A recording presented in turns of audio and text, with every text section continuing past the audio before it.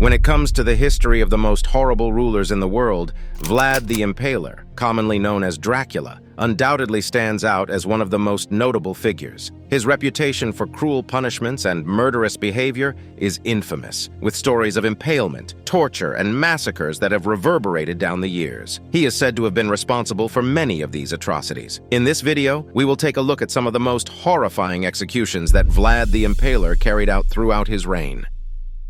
Skinning. Skinning was one of the punishments that were associated with Vlad the Impaler. To accomplish this, the victim's skin was peeled off of them while they were still alive. After removing the skin from the victim's face, Vlad would slowly move down the victim's body, removing the skin from other parts as he went. This was an exceedingly painful process that typically took many hours to accomplish in its entirety. When he wanted to serve as a warning to other people, Vlad would occasionally have the victim's skin fastened to a neighboring wall or placed on a pole. In one especially grisly example, he ordered the skin of an entire town's population to be peeled off and nailed to a wall. The Impalement Pole.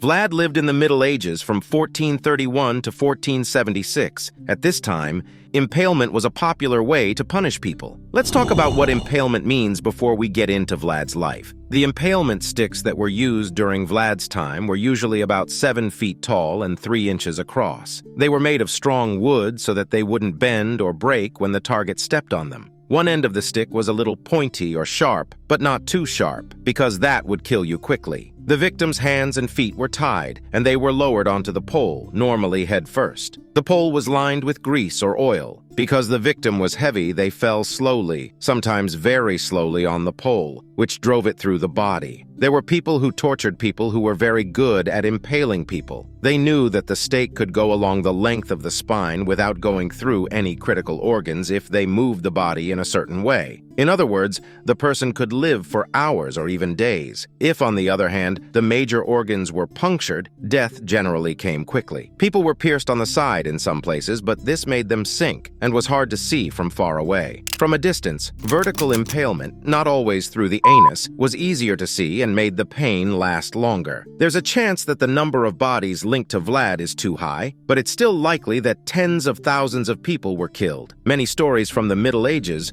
which were made up by Transylvanian Saxons and sent to the Hungarian king at the end of the 1400s, say that Vlad the Impaler was a cruel and bloodthirsty king who would impale hundreds or even thousands of people for the smallest crimes. According to these stories, Vlad would enjoy the sight and smell of the dead bodies, and he would even eat under them. He would then ask boyars and emissaries to join him. People who were brave enough to complain were also pierced. The military campaigns. There are many stories about Vlad the Impaler's military operations and how well he led them, but some later legends also talk about the killings of civilians that he directed. Vlad was put in charge of the troops left to guard the mountain passes between Wallachia and Transylvania in the Saxon area in 1456, while Hunyadi was getting ready to fight the Turks in Belgrade. He went into Wallachia and took back the throne sometime between the end of July and the beginning of August. The details of this event are not well recorded, which is a shame. Around August 15th, Vlad was publicly recognized as the voivode. Right away, he ordered the public execution of Vladislav II, the person who had taken the throne without permission. The next thing he did was kill many of the boyars who stuck by Vladislav and were involved in killing his father and brother. During the short civil war that followed, Vlad crushed the resistance and killed whole families in horrible ways to show how cruel he was. After he got his point across to the boyars, he turned his attention to enemies from outside the area but still close by. Boiling.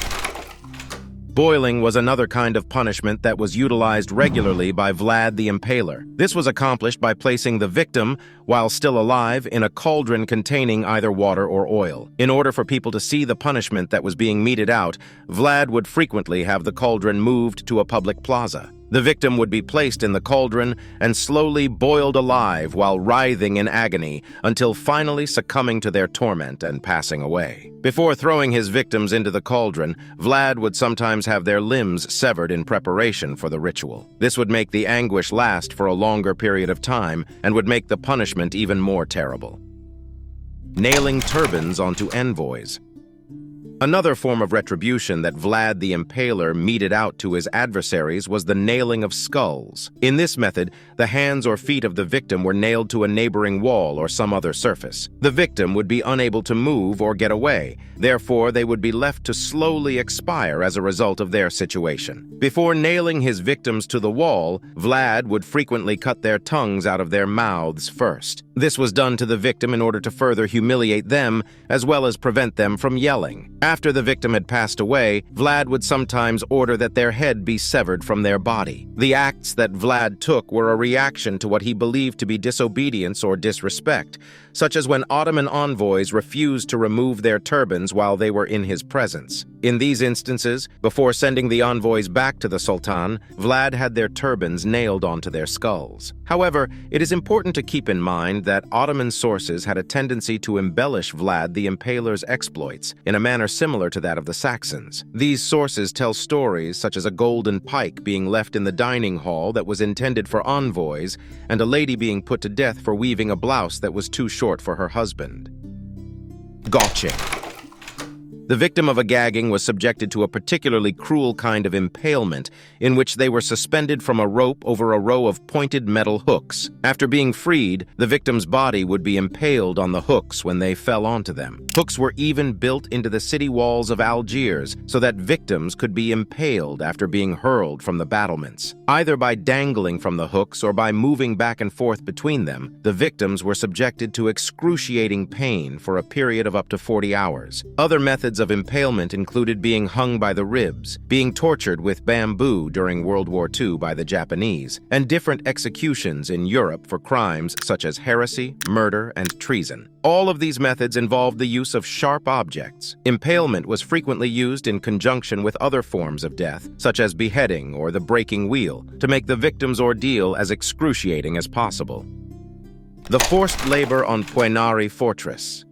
It is stated that Vlad the Impaler erected the little stone castle of Puenari by coercing the boyar families from the capital city of Trgovist, the same ones who had betrayed his family in the past, to work as his labor force. According to the tale, this is how the fortress was rebuilt. It is said that he brought them to the location dressed to the nines, including men, women, young ladies, and the elderly, and ordered them to reconstruct the stronghold using only their bare hands. Reportedly, a large number of them perished either by falling off the cliff or by being too exhausted to continue working on the structure, and those who managed to live were left barely dressed in rags. Despite the toll it took in human lives, Vlad considered it a fitting retribution for their history of wrongdoing against his family.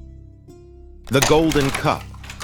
The story of a big golden cup that Vlad is said to have ordered to be placed close to a famous fountain so that each and everyone might use it as a drinking vessel is one of the more intriguing tales told about him. According to the legend, the golden cup was never touched while Vlad was still alive because people were too terrified of the dreadful penalty that awaited anyone who stole it or did any other crimes related to it. Flaying. Another form of retribution that Vlad the Impaler meted out to his adversaries was the flaying of animals. It was an exceedingly painful process that typically took several hours to accomplish in its entirety. The victim would be restrained as their skin was gradually peeled away in order to reveal their underlying muscles and organs. The practice was so excruciating for the victims that it was not uncommon for them to pass away from shock or infection before the flaying was even finished. As a means of serving as a warning to others, Vlad would occasionally put the victim's skin on display in public. He would have it nailed on a neighboring wall or strung over a pole, creating a macabre display that would serve as a reminder of the repercussions of crossing him. He would do this as a warning to anyone who would consider doing so. Eye gouging. Another form of retribution that Vlad the Impaler meted out to his adversaries was the gouging of the eyes. This entailed removing the victim's eyeballs by gouging them out with a sharp implement, such as a knife or spoon. The procedure was brutally painful, and it frequently resulted in the sufferer losing their sight and being disfigured. A macabre display would be created by having them placed in a jar or mounted on a pole at his direction. Torture.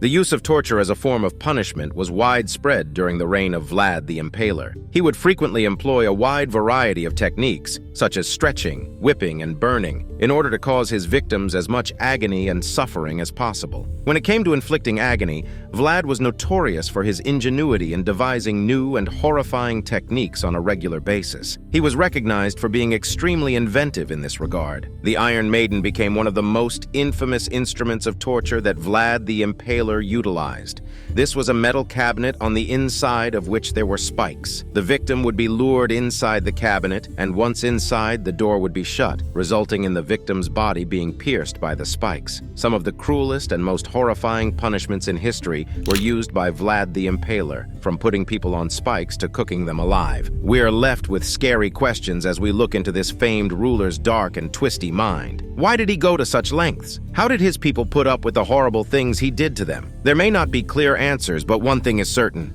The story of Vlad the Impaler will continue to fascinate and scare people for years to come. We hope you liked this video, subscribe to the channel if you're a history addict, and please let us know about what civilization or time period we should talk about. Also, watch another video here.